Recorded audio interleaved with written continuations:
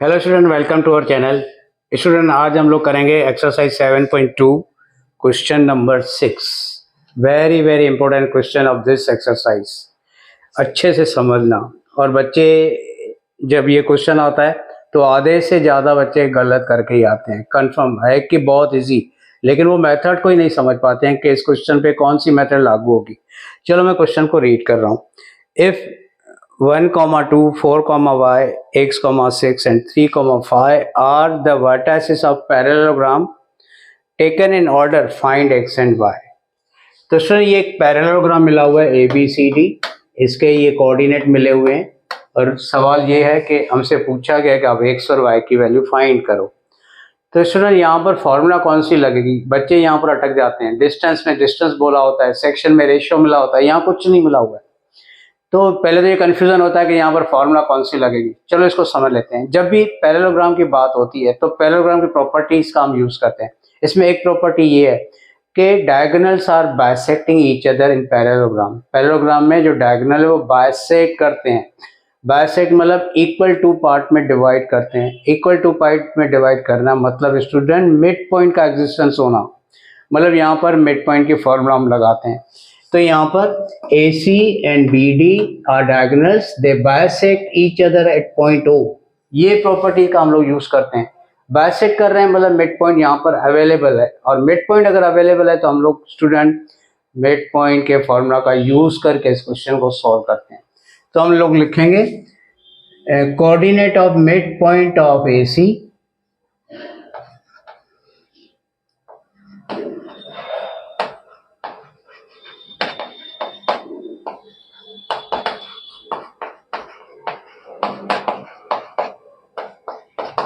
और वही कोऑर्डिनेट होंगे BD के मिड पॉइंट का।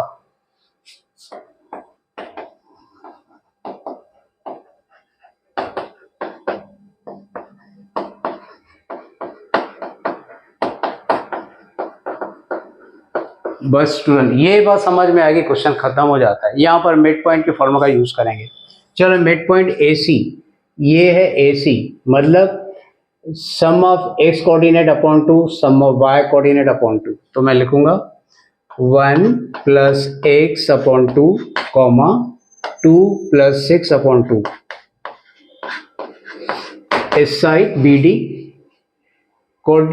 सम of x coordinate plus sum of y coordinate upon 2। तो पहले लिखते हैं x कोऑर्डिनेट का सम 4 प्लस 3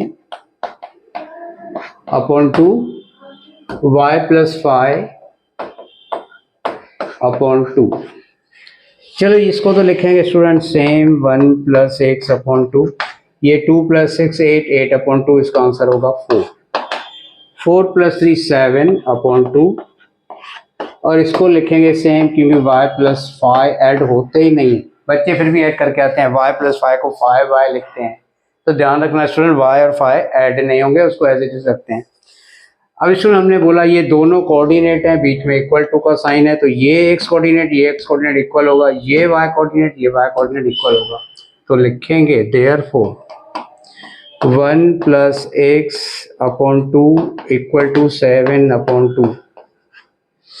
2 को उस साइड भेज रहे हैं, तो 1 plus X equal to 7 multiply 2 upon 2 बनेगा 7। फिर 1 उस साइड जाएगा। चलो स्टूडेंट यहाँ पर ले लेते हैं, तो आएगा x equal to 7 minus 1 equal to 6। तो x की वैल्यू होगी 6। नाउ स्टूडेंट y कोऑर्डिनेट को इक्वल करते हैं, this equal to this, y coordinate equal to y coordinate, क्योंकि इक्वल है मतलब दोनों पॉइंट कोइंसिडेंट है, मतलब दोनों के कोऑर्डिनेट इक्वल होंगे। तो मैं लिख रहा हूँ y plus 5 upon 2 equal to 4। 2 4 को मल्टीप्लाई तो होगा 8, 5 उस साइड जाएगा तो बनेगा माइनस y की वैल्यू स्टूडेंट आएगी 3। देयरफॉर x की वैल्यू इज 6, y की वैल्यू इक्वल टू 3। तो इसमें यहाँ ध्यान रखना, पैरेललोग्राम हो तो हम लोग इसकी प्रॉपर्टीज का यूज करके सॉल्व करते हैं। और उसमें एक प्रॉपर्टी स्पेशल ये है कि डायगोनल्स आर बाइसेक्टिंग। बाइसेक्टिंग मतलब there is existence of middle point. Middle point मतलब मिड टर्म की फॉर्मूला। ठीक है स्टूडेंट, चलते हैं नेक्स्ट क्वेश्चन पर। करते हैं क्वेश्चन 7 स्टूडेंट।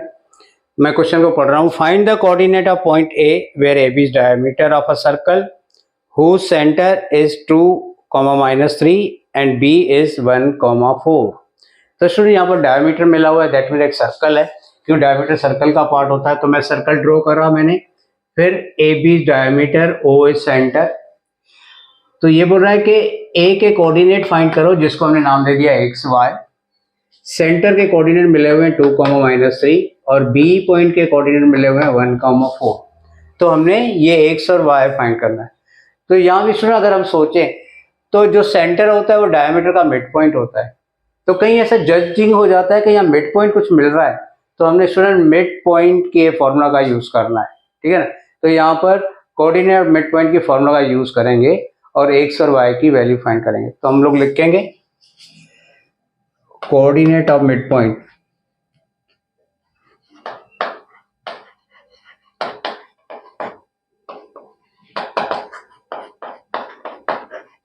तो यह मिड पॉइंट होगा स्टूडेंट O.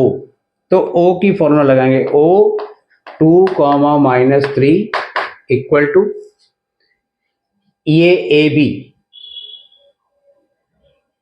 तो sum of x coordinate upon 2, sum of y coordinate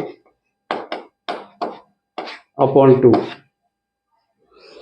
चलो सर अभी यहां पर एक बात देखते हैं. देखो ये इक्वल टू का साइन मिला हुआ है. दैट इसका मतलब ये होता है कि ये x कोऑर्डिनेट और ये x कोऑर्डिनेट इक्वल होंगे, ये y कोऑर्डिनेट और ये y कोऑर्डिनेट इक्वल होंगे. अगर पॉइंट्स के बीच इक्वल टू का साइन है, that means points are coincident. Coincident मतलब दोनों पॉइंट के कोऑर्डिनेट सेम होते हैं. तो यहाँ पर लिखेंगे स्टूडेंट 2 इक्वल टू दिस, 2 इसको मल्टीप्लाई करेगा, 1 माइनस होगा. तो स्टूडेंट x की वैल्यू आएगी 3. चलो y के लिए चलते हैं. ये y इक्वल टू ये y, तो लिखेंगे y plus 4 upon 2 equal to -3. 2 3 को मल्टीप्लाई करेगा तो होंगे -6 प्लस 4 उस साइड जाएगा. तो y -6 -4 -10.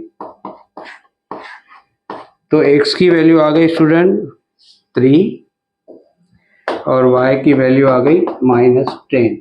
तो देखो यहाँ भी मिड पॉइंट का जजिंग हो रहा है. Centre is mid point of diameter. तो हम लोग मिड पॉइंट के फॉर्मूला का यूज करते हैं. तो इसमें ये जजिंग होनी चाहिए, मिड पॉइंट की जजिंग होनी चाहिए. तो ये हम लोग मिड पॉइंट के फॉर्मूला का यूज करते हैं. चलते हैं नेक्स्ट क्वेश्चन पर. स्टूडेंट करते हैं क्वेश्चन नंबर 8. क्वेश्चन 8 स्टूडेंट बच्चों को लगता है कि ये इजी है, मेरे को आ रहा है, लेकिन फिर भी बच्चे बहुत सारे 80% बच्चे इसको गलत करके आते हैं. तो देखो कहाँ पर बच्चे गलती करते हैं वो मैं आपको बताऊंगा. पहले क्वेश्चन को रीड करता हूँ. A and B are -2, -2 and B is 2, -4 respectively. Find the coordinate of P such that AP equal to 3/7 AB and P lies on the line segment AB. चलो अभी पहले तो क्वेश्चन को डायग्राम से समझते हैं, फिर बच्चे जहां गलती करते हैं उस बात को भी समझते हैं. तो स्टूडेंट ये दो पॉइंट है A और B. A के कोऑर्डिनेट मिले हुए हैं -2, -2. B के कोऑर्डिनेट मिले हुए हैं 2, -4 और एक रेशियो दे रखा है AP इक्वल टू 3/7 AB. तो ये गिवन है. तो देखो यहाँ पर इसको रेशियो के फॉर्म में लाते हैं. AP के अपॉन में AB 3/7. इसका मतलब स्टूडेंट ये हुआ कि AP की वैल्यू 3 है और AB की वैल्यू 7 है. अभी बच्चे क्या करते हैं, AP की वैल्यू 3 मतलब यहाँ पर M1 इक्वल टू 3 लिखते हैं और AB को नहीं देखते हैं. AB यहाँ M2 की जगह 7 लिख देते हैं. यहाँ पर ये गलती में चले जाते हैं.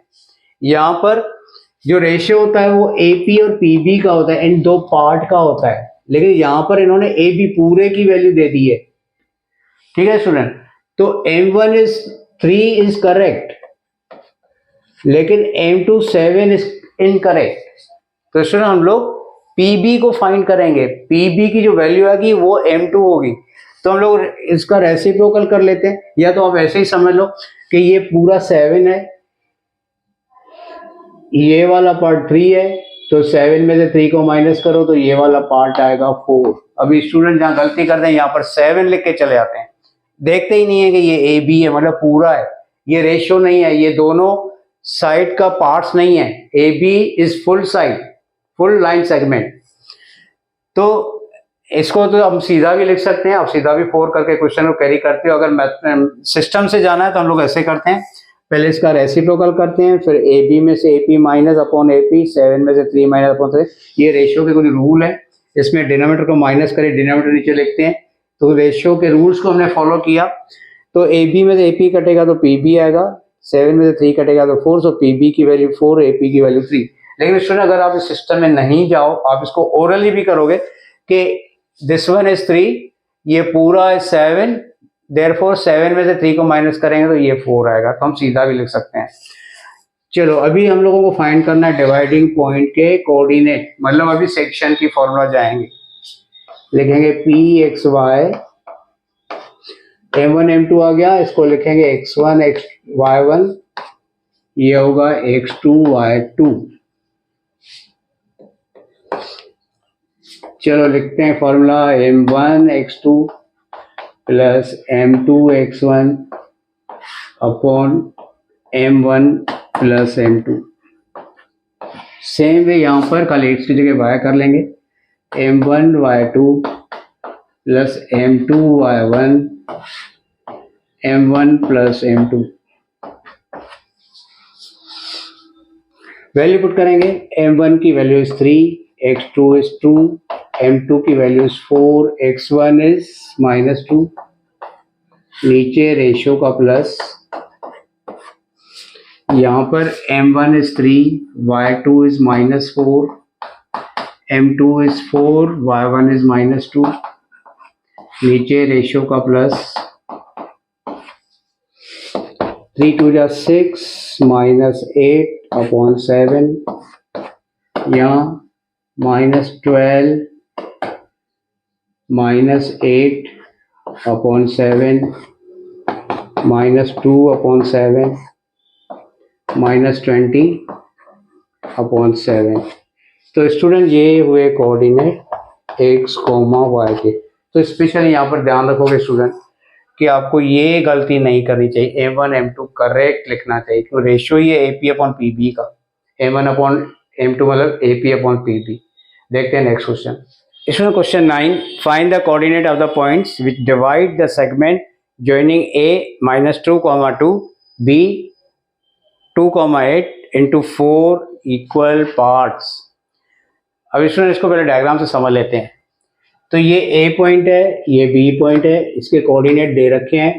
अभी इसको 4 इक्वल सेक्शन में कुछ पॉइंट डिवाइड कर रहे हैं। तो 4 सेक्शन मतलब 3 पॉइंट होंगे इसके ऊपर, P1 point, P2 point, P3 point, और ये ऐसे डिवाइड कर रहे हैं कि ये सेगमेंट इक्वल टू ये सेगमेंट इक्वल टू ये segment equal to equal segment. तो यहाँ पर स्टूडेंट जो क्वेश्चन होगा जिसमें हम लोग डिवाइडिंग पॉइंट के कोऑर्डिनेट फाइंड करने होते हैं, तो यहाँ पर 2 मेथड लगेंगे। हम लोग कोई भी एक मेथड से सॉल्व करते हैं। पहली मेथड मैं आपको बताऊं कि P2 को देखो, इस साइड 2 सेक्शन, इस साइड 2 सेक्शन, मतलब P2 हो गया मिड पॉइंट। तो हम लोग मिड पॉइंट की फॉर्मूला लगा के P2 फाइंड कर सकते हैं। अगर P2 आ गया तो फिर आप यहाँ देखो P1, तो ये एक सेक्शन, ये सेक्शन, तो P1 is mid point of AP2। तो P1 को फाइंड करने के लिए हम लोग मिड पॉइंट की फॉर्मूला का यूज कर सकते हैं। देन अगेन स्टूडेंट यहाँ पर देखो P3 is mid point of P2B। तो सारे मिड पॉइंट मिले हुए हैं, तो हम लोग मिड पॉइंट की फॉर्मूला का यूज करके ये इस पॉइंट के कोऑर्डिनेट फाइंड करेंगे। ठीक है स्टूडेंट। तो सबसे पहले हम लोग AB के लिए जाएंगे। मिड पॉइंट इज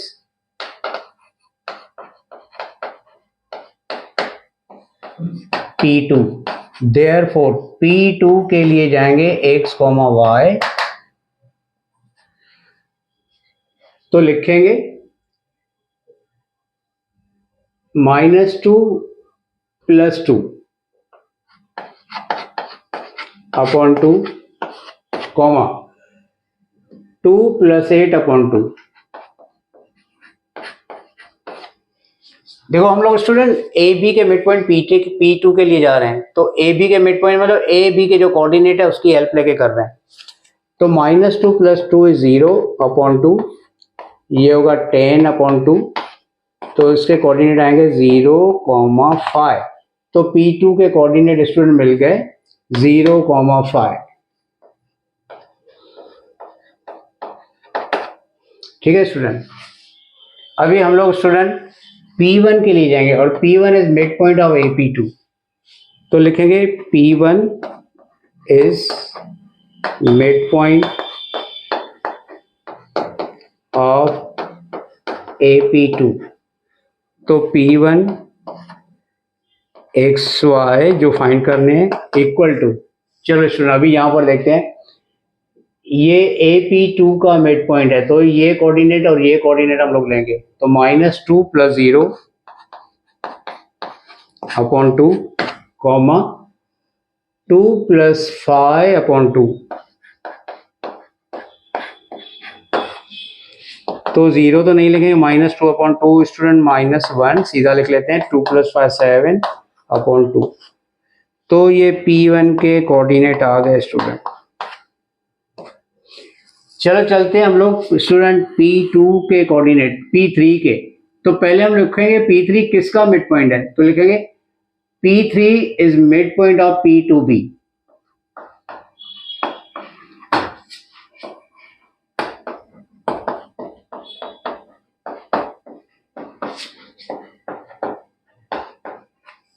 तो P3 के कोऑर्डिनेट लिखेंगे x, y। ठीक है स्टूडेंट। अभी ये इनके कोऑर्डिनेट का यूज करेंगे, 0 + 2/2 कॉमा 5 + 8/2। तो आएगा 2/2 13/2। 2/2 इज 1, 13/2। तो स्टूडेंट ये इस तरह हमने फाइंड किया, ये है इसका एक मेथड। दूसरा मेथड है स्टूडेंट जो हमने किया था क्वेश्चन नंबर, मैं आपको बताऊं कौन से क्वेश्चन में किया था, क्वेश्चन 2 में। तो दूसरा मेथड क्वेश्चन 2 की तरह भी हम लोग जा सकते हैं। क्वेश्चन 2 को आप एक बार देख लोगे तो आपका जजिंग हो जाएगी क्वेश्चन 2 के मेथड से इसको कैसे कर सकते हैं। तो स्टूडेंट आपको समझ में आएगा। और स्पेशली मैं बताऊं एक्सरसाइज 7.2 में आखिरी के 5 क्वेश्चन वेरी इंपॉर्टेंट, टिक कर दो इनको, 2-3 बार प्रैक्टिस करना। Thank you.